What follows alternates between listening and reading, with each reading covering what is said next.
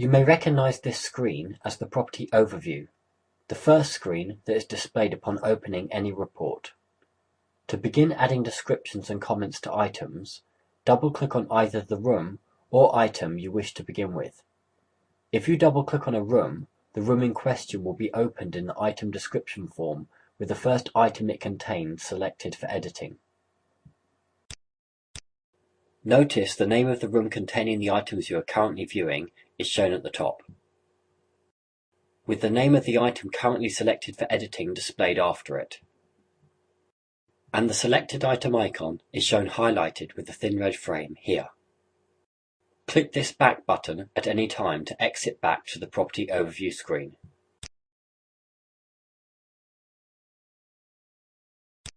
Alternatively, if, while viewing the Property Overview, you double-click on a particular item in a room, the room in which the item is located will be opened with the item you clicked on already selected for editing. The arrow buttons to the left and right of the room title enable you to shuffle through the rooms, and the names adjacent to the arrows always display the rooms in the sequence after and before the room you are currently viewing. To view the previous room, click on this arrow button. And to view the room after the room you are currently viewing, click on this one.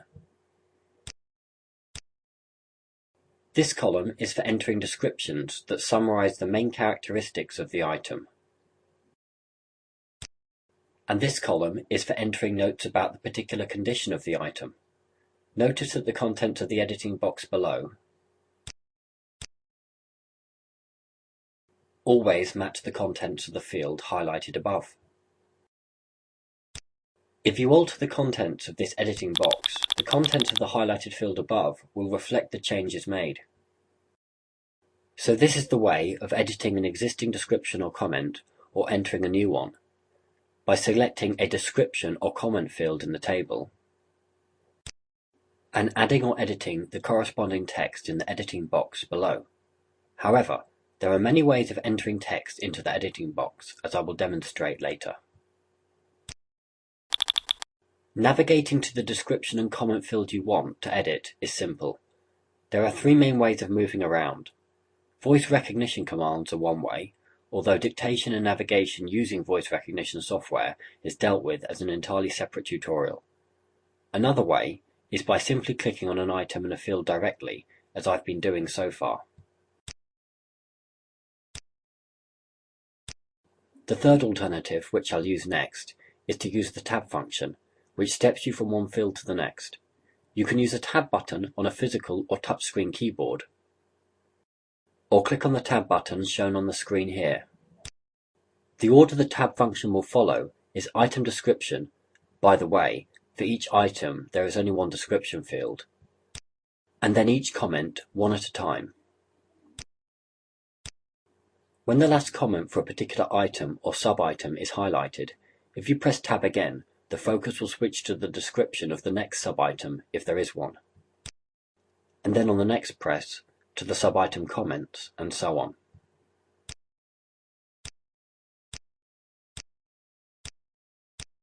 If there are no further sub-items, then having reached the last comment, on pressing tab the focus will switch to the next main item, which in this case, as you can see above, is the walls.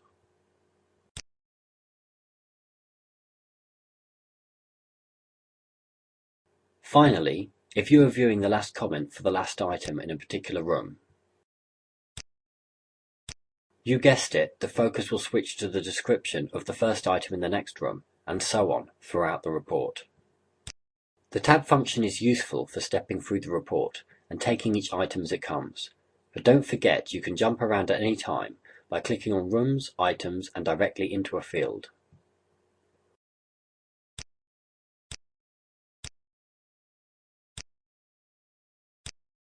This Go to Top button will make the focus jump to the first description in view.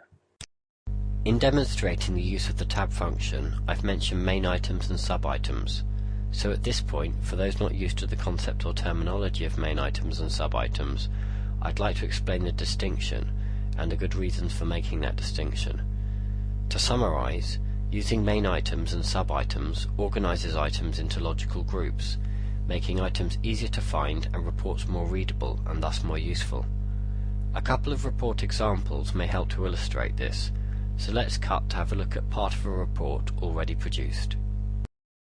This is how main items are shown on the report, and this is how sub-items connected to a main item are displayed. A door would be considered suitable to be entered as a main item in that it is a sizable element with a distinct purpose. However, a brass handle on the door could be said to be a part of the door, and thus we would recommend including it as a sub-item of a door. Other examples of items you could add as sub-items of a door might be door lock, door frame, etc. The same principle can also be used to create other kinds of item groups. For instance, you can add an item called walls and describe all the walls in a room under it, or even an item entitled furnishing and have a list of general room furnishings grouped inside, or a cupboard with not only the doors and shelves, but if you like, even the contents listed as sub-items. Note that, as with this last example of the cupboard, you can have sub-items of sub-items, the shelf being a sub-item of the cupboard, which is a sub-item of the furniture group, each group being indented below the item it is connected to. Ultimately, the use of main and sub-items is optional, and whether a particular item is included as a main item in its own right, or as a sub-item linked to another item, is up to the user. Any item can be added as a main item or a sub-item if desired. For instance, you could even say that a door is part of a wall, and indeed you could include the door as a sub-item of the wall if you wanted to. But although the distinction between main and sub-items is not always clear-cut with a hard and fast rule, nevertheless it is sometimes useful to visually group related items together, especially if they are physically connected and even form part of an item's functionality, like a handle or hinge being connected to a door. The various advantages of including, say, a brass handle as a separate though linked item, rather than just describing the handle as part of the general door description, are as follows. Firstly, it enables anyone to take in at a glance all the door accessories by glancing down a column rather than penetrating too deeply into the text. Secondly, it leads to shorter, more succinct descriptions and comments, with little or no need for punctuation and subclauses. These sentences are actually easier to write, as you won't be focusing on sentence arrangement, and they will also be read more easily and rapidly than a single long description or comment describing all aspects of the door. Thirdly, it enables anyone to see at a glance what element a comment is referring to, and it also enables photos to be cross-referenced more precisely. Still not convinced? Well then, fourthly, finally, and perhaps most importantly, it makes it easier for you, the inventory taker, to keep track of everything and fill out your descriptions without missing anything. And it's as fast or faster once you know how to do it. So if that's why we recommend listing fittings and contents etc. separately, why not keep them entirely separate? Why not include them as separate main items? Well, in brief, to include all items separately would not be ideal, as it would not always be clear at a glance what item a particular fitting was related to, and the report would be rather harder to browse. It's actually quicker to find a sub-item or any item if it's organized in related groups than by scanning one single level list. And once again, it actually makes it easier to ensure that all the items are duly recorded and described, to add them as a distinct item in related groups. And when all is said and done, we think you'll agree that the linked item layout looks better too. Having said all this, as mentioned previously, there is nothing to stop you, the user, from ignoring this recommendation if you choose, because in point of fact, any item whatsoever can be included as a main item or a sub-item, as is demonstrated later in this video, and there is also nothing to stop the user from merely describing all aspects of the sub-items as part of a main item description. Now let's head back to our position on the item description form, editing an existing report. The same principle can also be used to create other kinds of item groups. For instance, you can add an item called walls and describe all the walls in a room under it, or even an item entitled Furnishing and have a list of general room furnishings grouped inside, or a cupboard with not only the doors and shelves, but if you like, even the contents listed as sub-items. Note that, as with this last example of the cupboard, you can have sub-items of sub-items, the shelf being a sub-item of the cupboard, which is a sub-item of the furniture group, each group being indented below the item it is connected to. Ultimately, the use of main and sub-items is optional, and whether a particular item is included as a main item in its own right, or as a sub-item linked to another item, is up to the user. Any item can be added as a main item or a sub-item if desired. For instance, you could even say that a door is part of a wall, and indeed you could include the door as a sub-item of the wall if you wanted to. But although the distinction between main and sub-items is not always clear-cut with a hard and fast rule, nevertheless, it is sometimes useful to visually group related items together, especially if they are physically connected and even form part of an item's functionality, like a handle or hinge being connected to a door. The various advantages of including, say, a brass handle as a separate though linked item, rather than just describing the handle as part of the general door description, are as follows. Firstly, it enables anyone to take in at a glance all the door accessories by glancing down a column rather than penetrating too deeply into the text. Secondly, it leads to shorter, more succinct descriptions and comments, with little or no need for punctuation and subclauses. These sentences are actually easier to write, as you won't be focusing on sentence arrangement, and they will also be read more easily and rapidly than a single long description or comment describing all aspects of the door. Thirdly, it enables anyone to see at a glance what element a comment is referring to, and it also enables photos to be cross-referenced more precisely. Still not convinced? Well then, fourthly, finally, and perhaps most importantly, it makes it easier for you, the inventory taker, to keep track of everything and fill out your descriptions without missing anything. And it's as fast or faster once you know how to do it. So if that's why we recommend listing fittings and contents etc. separately, why not keep them entirely separate? Why not include them as separate main items? Well, in brief, to include all items separately would not be ideal, as it would not always be clear at a glance what item a particular fitting was related to, and the report would be rather harder to browse. It's actually quicker to find a sub-item or any item if it's organized in related groups than by scanning one single level list. And once again, it actually makes it easier to ensure that all the items are duly recorded and described to add them as a distinct item in related groups. And when all is said and done, we think you'll agree that the linked item layout looks better too. Having said all this, as mentioned previously, there is nothing to stop you, the user, from ignoring this recommendation if you choose, because in point of fact, any item whatsoever can be included as a main item or a sub-item, as is demonstrated later in this video, and there is also nothing to stop the user from merely describing all aspects of the sub-items as part of a main item description. Now let's head back to our position on the item description form, editing an existing report. What makes an item a main item, or a sub-item in any particular room, is the way in which it is added to the room. A main item, when it comes down to it, is just an item which has been added to the main items palette at the top. This can be done in one of two ways, either automatically when the room is added, because the item was included in the room's default item set, as all these items in the upper palette here were, or manually after the room has been added, by clicking the plus button to the right of the item bar. On clicking this plus button, the Select Item form appears, and any number of items from the entire item database can be selected for entry. Use the categories on the left or the letter filters at the top to narrow the search.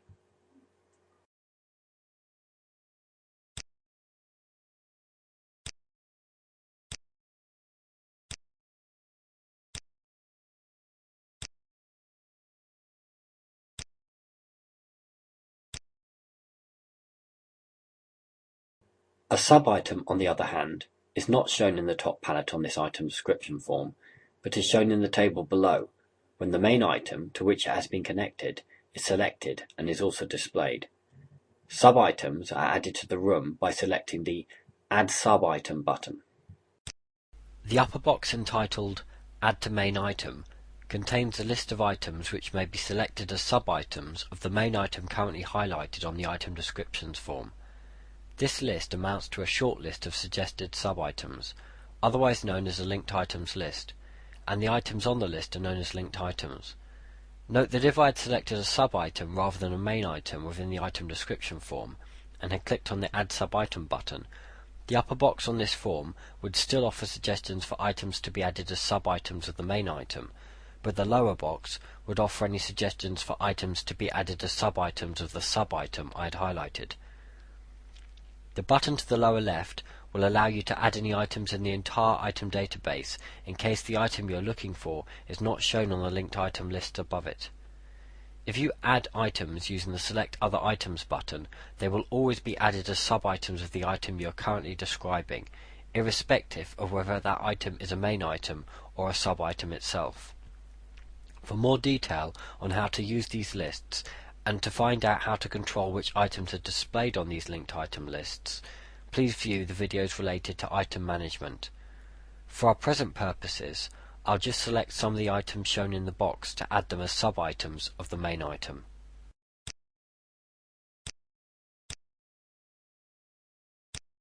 As you can see, these sub-items are indented under the item they have been added to.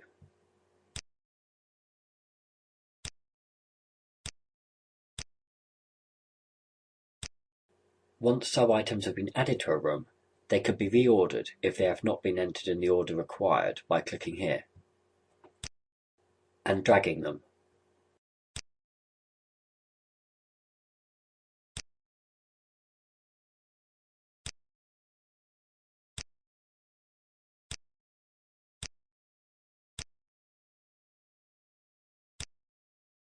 Before looking at the various ways of entering comments and descriptions, I should explain that any comments entered on a previous report within the current tenancy cycle for this property are shown in red. Therefore, if this were the first report created for a property, there would be no red comments. These comments in red are a reminder of the last comments you entered, but it is very important to note that as long as they are in red, they will not show up on the current report when it is produced. If you wish to have them show up on the current report, you must tick them as still applicable, or else edit them in some way.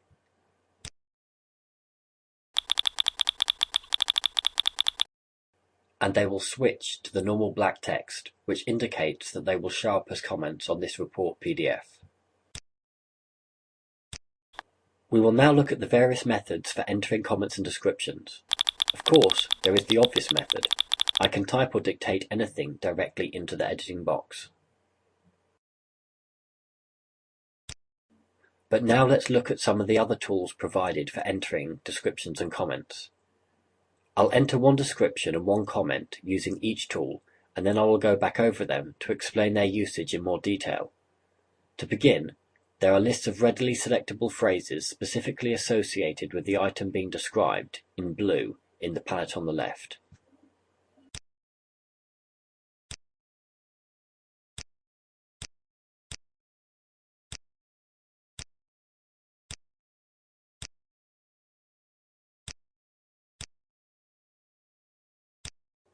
Note that when flicking between the Description and Comments tab on the left-hand Ready Phrases palette, the focus in the tables to the right flicks between the description and comment fields, keeping in sync. This works the other way too. The palette on the left will always display descriptions if a description field is highlighted, and it will display comments if a comment field is highlighted, so the contents remain relevant at all times. Now let's use some of the menus of grouped vocabulary terms along the bottom of this item description form.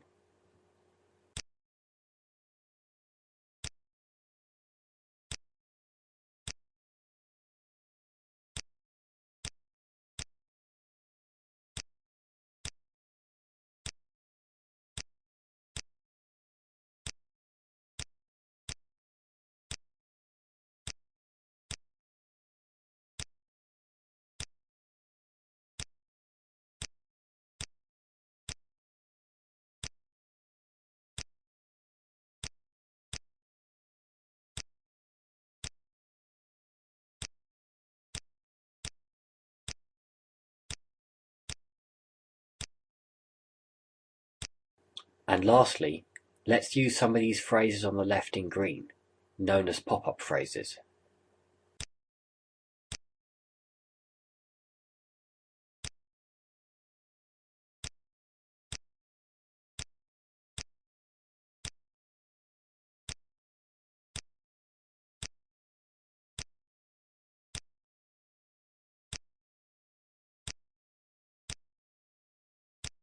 To finish off describing these sub-items in View, I'll demonstrate using the group menu terms along the bottom once more, and I'll also show the copy and paste function in action.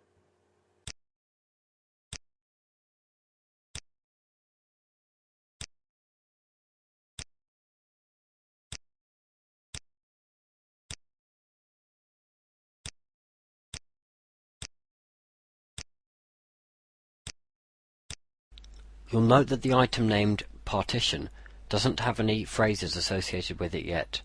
To associate the phrase currently in the editing box so it can be entered at a click in future, choose Bank. To copy and paste any phrase, just highlight the text you wish to copy, hit Copy, navigate to the location you wish to paste, and hit the same button, which will now read Paste. Once some text has been copied, it can be pasted any number of times until some new text is copied.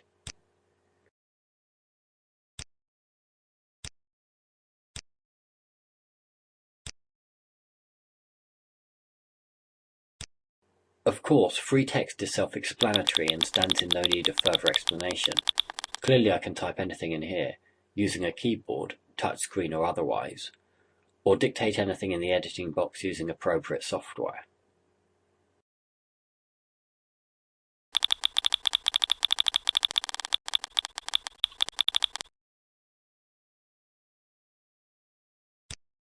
However, I believe that the description I just entered into the editing field is likely to be useful for describing this particular item fairly frequently, so I'll use the Bank button here,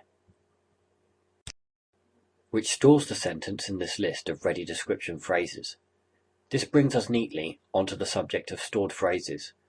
Please note that if you click Bank without highlighting any part of the text in the editing box, any and all text shown in the editing box, no matter how it was originally entered, will be stored in the list of phrases. All phrases currently associated with the item selected are displayed in this list on the left. If I wish to see more or less of the phrases available, I can resize this palette with ease.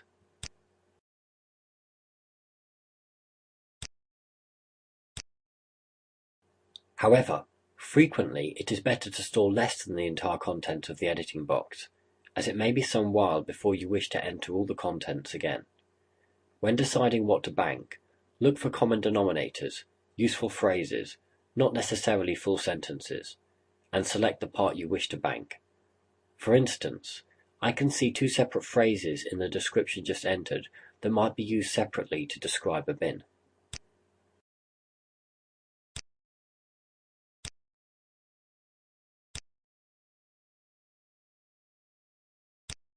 Similarly, there are two separate phrases in the comment just entered which have not already been banked, and which might frequently be useful in commenting on a bin.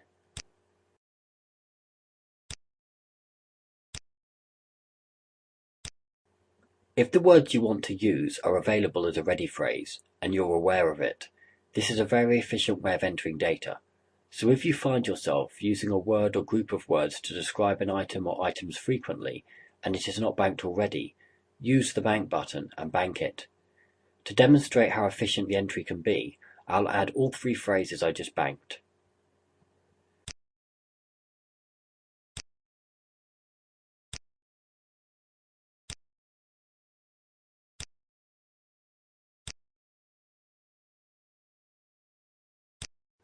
To add each comment on a separate line, use the Create Another Comment button.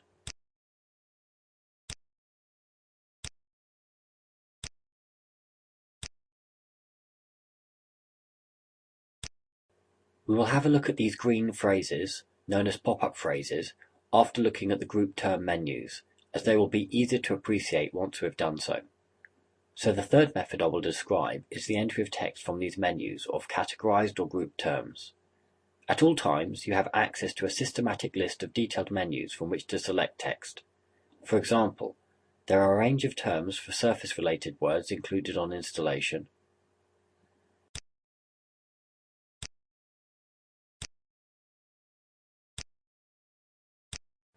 material terms, the name of the item selected is always available for entry by clicking here. Quantity terms can be entered from this menu. There are terms to describe the severity of damage, and vocabulary related specifically to damage types. Useful connecting words and punctuation are available for entry from this row. Notice that on clicking on a particular value from a menu of terms, the term is entered, and most menus then automatically close, leaving you free to make your next selection. However, the next menu I'll choose, for words useful describing a position, does not, as you will often need to select more than one consecutive value from this menu to describe a position.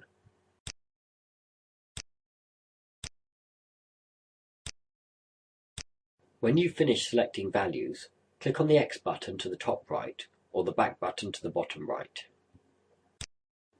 I'll add 2 more comments using these menus.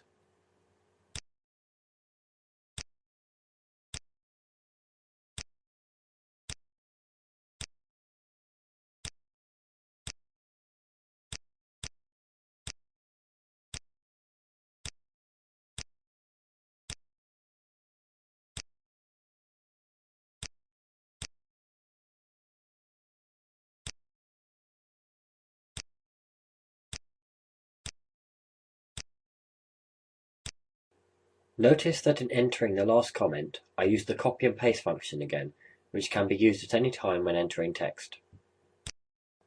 Finally, I'll use the condition-related terms, which are frequently useful if you are familiar with the contents of that menu.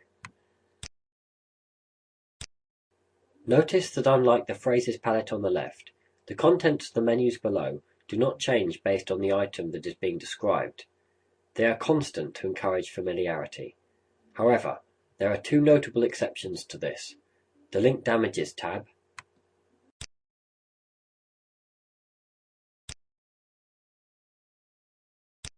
and the other exception is the Item Type menu. The contents of the linked damage types and linked item types are adjusted under the settings so as to offer a selection strictly relevant to the item being described. To see how to adjust these settings, please view the videos related to item management. However, you can opt to view all item types or damage types at a click if you wish. Using these menus of grouped terms can be efficient, particularly for relatively short sentences, if you know just where the words you are looking for are likely to be found. Of course, this is most likely to occur if you are familiar with the menus available and their contents. As I'll demonstrate later, you can easily edit the contents of these menus, add new menus, or delete existing ones. The last method to be discussed in detail is using the green pop-up phrases displayed here. These operate by opening particular group term menus, such as the ones we were just viewing, one after the other automatically, in a predetermined order for you to select from, and then they generate a sentence from the word selected. These are very useful indeed for descriptions and even comments, as many sentences fall into a particular pattern. If I wish to see which menus will be offered by a particular pop-up phrase, positioning the cursor over the name of the pop-up phrase will display the group term menu names in the order that they will be presented. For instance, the standard Describe Item pop-up phrase that has been created here will bring up the Quantity, Color, Surface, Material, and Item Type menus. Now I'll demonstrate using it. Note that any menu presented as part of a pop-up phrase can be readily skipped without entering a value if no term is required from that menu.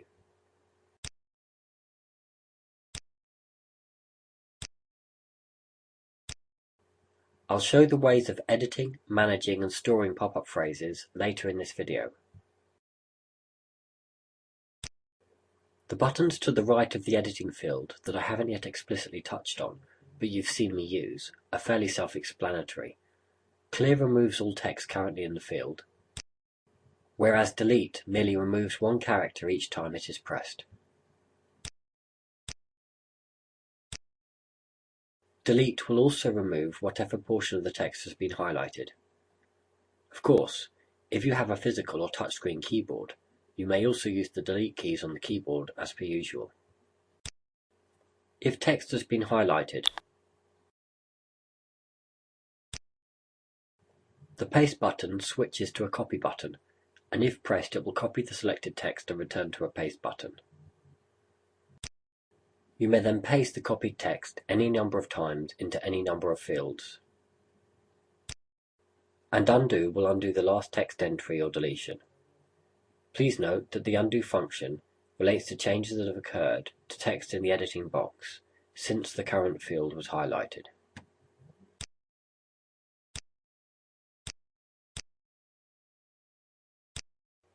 So now we've looked at all the tools for entering text, you may be thinking, I've got all these methods for entering comments and descriptions, so which should I use and when? Well, the answer to that will obviously depend to some extent on your personal preferences, and also on the capabilities of the equipment that you're using to enter the information. For instance, how easy typing is. No doubt, once you've got used to the tools available and have used them a little, you'll have your own particular preferences. The idea was to put a range of effective tools at your disposal and let you develop the style that suits you best. However, I can make the following suggestions. If you find yourself using a particular phrase to describe an item with frequency, bank it. From then on, entering that particular phrase for that item will be super efficient. If you are comfortable using voice recognition software and can get it working well for you, as many do, then this can be an extremely fast and effective way of entering data, and it can be combined with all the other methods such as phrases. As mentioned previously, a separate video has been dedicated to voice recognition software and the use of dictation. This is a very powerful tool and can be used to great effect. Supposing you do not use voice recognition software and there is no ready phrase to describe the item, perhaps try a pop-up phrase, if you are familiar with one that will suit your purposes. Note that familiarity is the key to this feature. If you do not believe that the sentence falls into a pop-up phrase pattern, then either create the pop-up phrase so you can use it next time, or else use the menus of group terms along the bottom. Once again, familiarity with the group term menus and their contents is the key to using them effectively. With familiarity, they can be used to enter data rapidly. Customizing the menus, if a term isn't there, takes no time, and then it's there whenever you need it. I have mentioned free text entry last because of all the entry methods it depends on the equipment used and the comfort level of the user the most. If you are merely entering data already noted down elsewhere onto a desktop and you are a keen typist, you are probably going to type. If you're out in the field using a tablet with keyboard you can't get on with, or for that matter handwriting recognition you can't get on with, and you're not much of a typist anyway, plus you've got fast on the draw of the menus, you're not going to type much. So that's all I can say on the subject of typing. Getting familiar with the software and developing your own preferences will not take long. Try things out, and within 2 or 3 reports you'll be well on your way to being an expert user of iAssist. Now, let's look at ways of ensuring we don't lose time through repetition. First of all, supposing we want to duplicate an item within a room, this is as straightforward as highlighting the item in question and clicking the D for duplicate. You then have to decide whether you want to duplicate the descriptions, comments, and sub-items.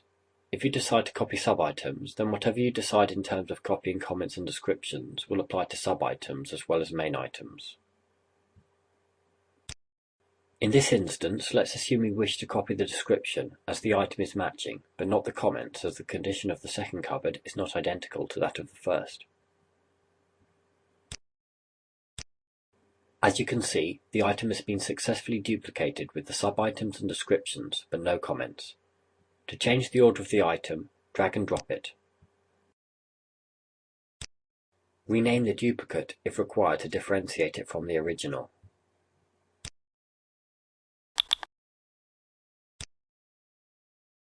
Now let's suppose that once we have described a particular item, we wish to copy the item, its descriptions and/or its comments to other rooms. As there have clearly been previous reports carried out for this property, Let's just assume that the owner has repainted all the walls freshly, with a different colour, from magnolia to white.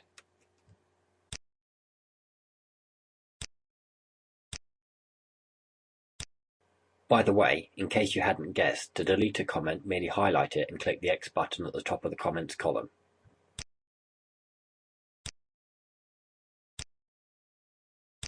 Now let's reuse a comment made in a previous report when the walls were last newly painted. To assign these comments and descriptions to all other rooms affected, click the A button for Assign. Then tick the rooms we wish to assign to. Actually, it may often be faster to use the Check All button and then uncheck the ones we don't want to copy to.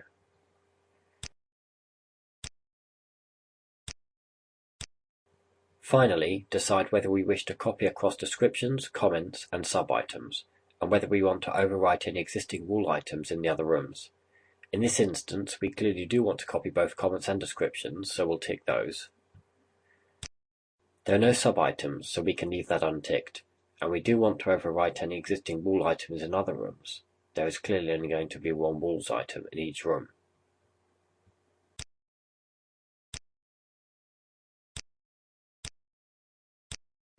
As you can see, we have successfully altered the general walls description and comment in each room at a stroke without altering the descriptions or comments attached to any sub-items.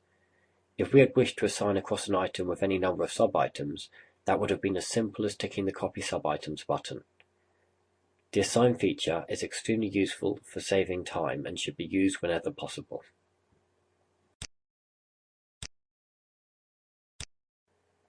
Up until this point in the video, we've been looking mostly at using the options already provided, at navigating around the item description form, adding new items to the report, various methods and buttons for adding descriptions and comments to items, duplicating items, and assigning items to multiple rooms. This remaining part of the video will deal more with managing and editing the options available, so we will look at creating and managing the phrases, pop-up phrases, and menu terms. All these things are very straightforward to achieve and also very useful when the occasion demands. To start with, let's look at creating and managing phrases. In fact, we've already seen the easiest way to create a phrase earlier. Just hit bank and all the text in the editing field, or any text highlighted, will be banked and associated with the item selected at the time.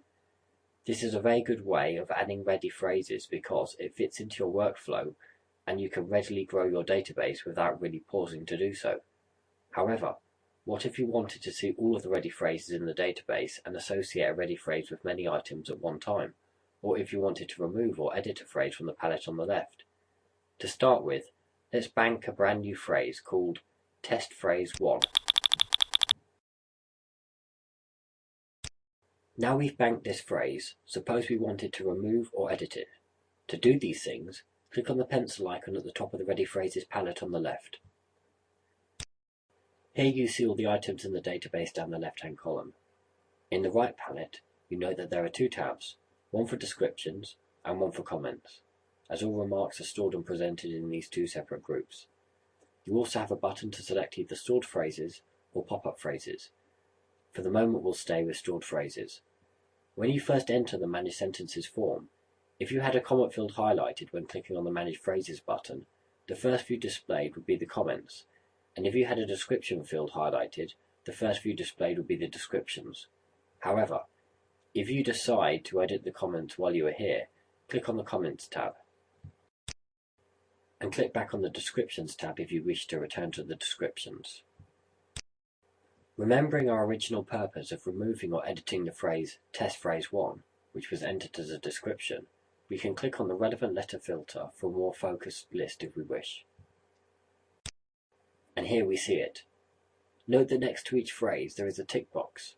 If a phrase is ticked while a particular item is highlighted on the left, then it will be visible in the left-hand Ready Phrases palette in the item description form, while the item which is selected on the left is being edited. So if we untick Test Phrase 1, and we tick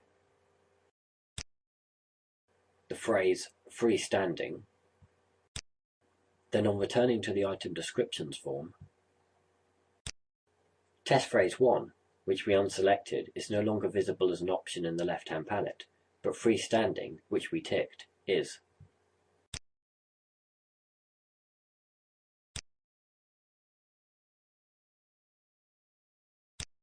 In conclusion, any time you bank a phrase in the item description form, it is not only added to this list of Resi phrases to the left, but also the phrase is added to this form, and the tick box is checked for the item it has been associated with. To link a phrase to multiple items at once, you could highlight each item on the left that you wish to associate the stored phrase with, and tick the checkbox next to the phrase in question. But in most cases, it will be more convenient merely to highlight the phrase in question by clicking on the text, not the tick box. Choose Assign Phrases to Multiple Items, and tick all the items you wish to associate the phrase with.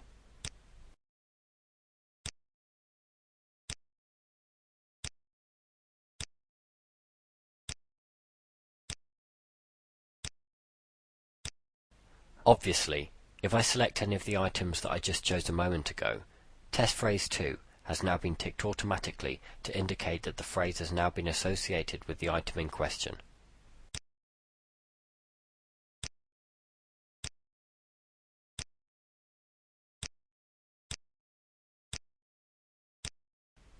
You can also associate a phrase with every single item in the database at a click, if you choose, by using this button at the bottom, which is useful for any phrase that you believe will be of universal or near universal application.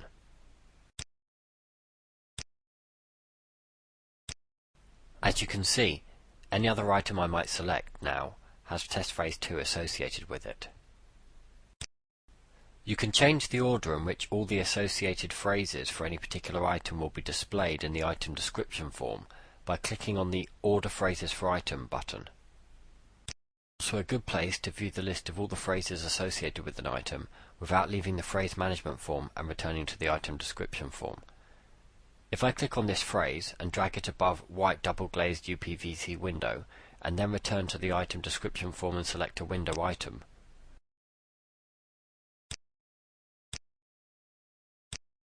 as you'd expect, Test Phrase 2 now appears above the phrase white double glazed UPVC. Finally, please note that I can add brand new phrases to the list while using the Phrase Manager by clicking on the plus button here.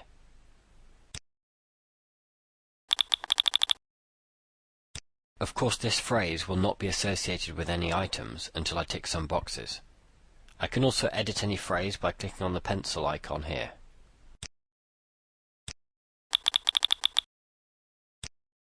And I can delete any phrase by using the X icon.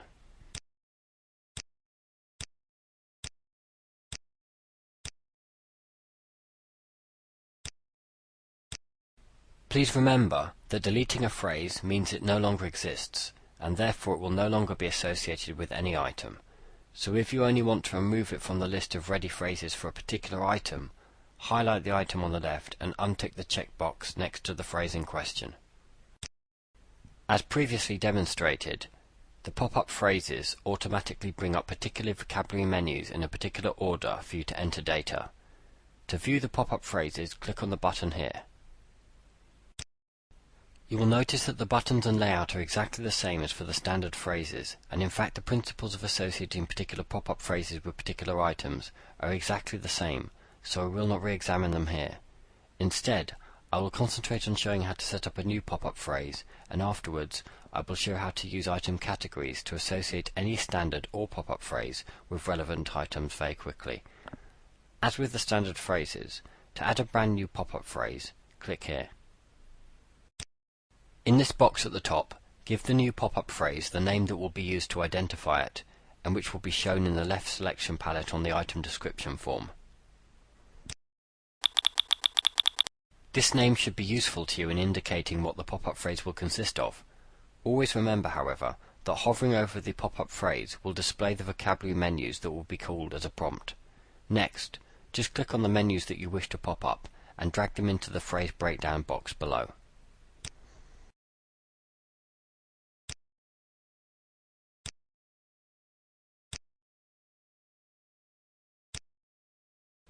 Clearly, In order to use this function, it is useful to be well acquainted with the vocabulary menus available and their contents.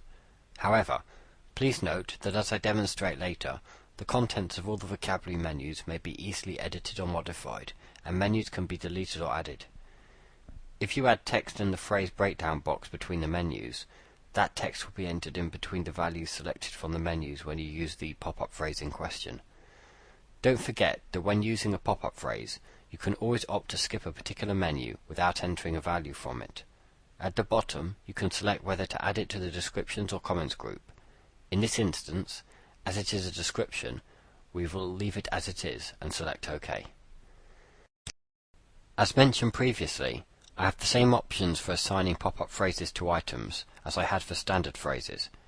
Assuming that this describe surface pop-up phrase could be used for nearly every item, rather than selecting particular items and checking the box to the left of the phrase for each item, or even using the assign selected pop-up phrase to multiple items, in this instance I'll assign the pop-up phrase just created to all the items in the database. Note that the describe surface pop-up phrase is now shown on the left for each and any item. To use the new pop-up phrase, I just click on it. And the menus I selected pop up in the order I arranged them in a moment ago. Note that if I wish to select multiple values from one menu, I can click on this button here. But if I have ticked the Allow multiple selections for a particular menu, I must then click on the Next button to bring up the next menu.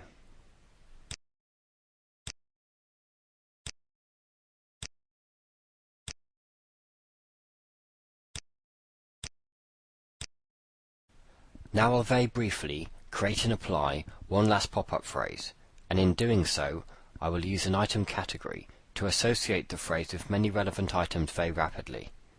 Suppose there is no pop-up phrase to comment on whether electronic items have been checked and whether they are working, along with their general condition. Let's create a pop-up phrase for this purpose and associate it with all electronic equipment.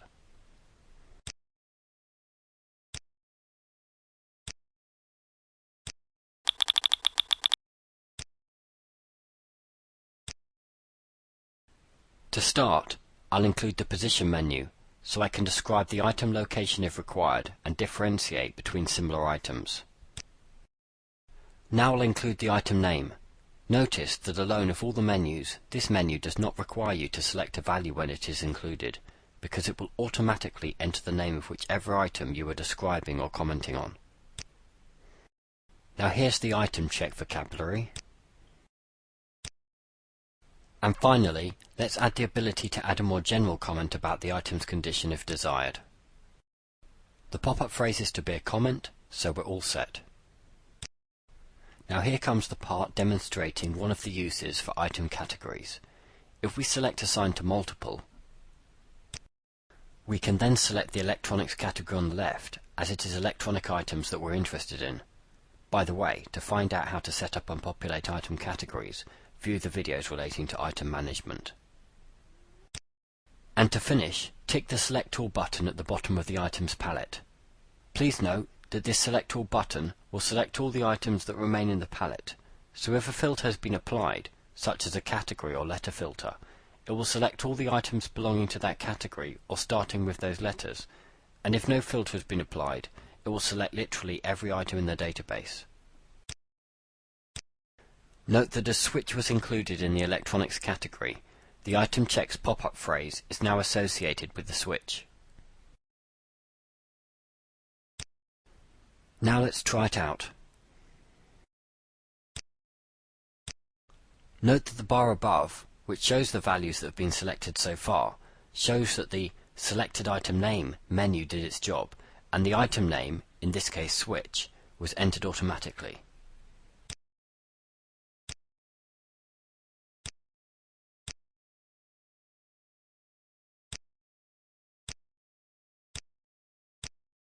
So that's phrases and pop-up phrases covered. For the grand finale, let's look at changing the content of the group term menus below, and even adding new menus. It may be worth pointing out that the quantity and number menus always come first, and afterwards all other menus listed in alphabetical reading order. If I'm entering a value from a menu of group terms, say for example the condition terms,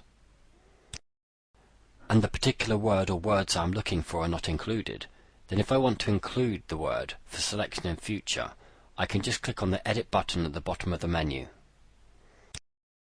This takes me to a page entitled Administration Descriptions form, where all the group term menus are selectable on the left, and the selected menu's contents are displayed on the right. This page can also be visited at any time by going to the settings and selecting the Grouped Terms Menu Manager tab. New terms can be added to menus by clicking here. If I fill out the plural box, it will add a separate plural version of the term to the menu. The alternative field is designed to save you time, prompting you to add another similar term while you are adding this one. And the priority box can be used to promote the term to the top of the menu, but for the current example, we'll leave the terms having standard priority. So now all three terms, test condition, test conditions, and similar test condition, have been added. Any term may be edited at any time.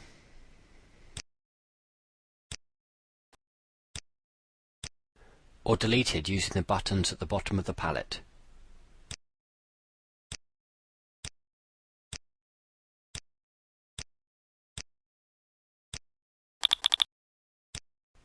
Of course, brand new menus can also be added and deleted, or the menu titles edited, using the buttons at the bottom of the list on the left. If new menus are added, they will also appear at the bottom of the item description form, along with any existing menus. The new term we created and didn't delete now appears in the Conditions menu, and of course to add it we merely click on it.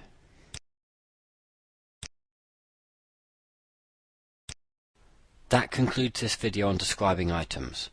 I trust it has been useful. Thank you for watching.